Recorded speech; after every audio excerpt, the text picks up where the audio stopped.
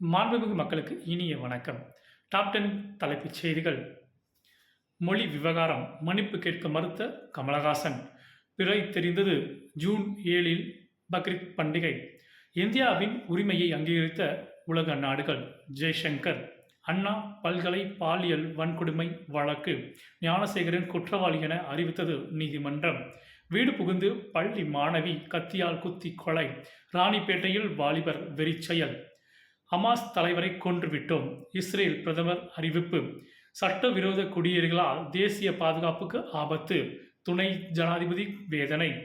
ஞானசேகரன் வழக்கு பச்சை பொய் கூறும் முதல்வர் ஸ்டாலின்.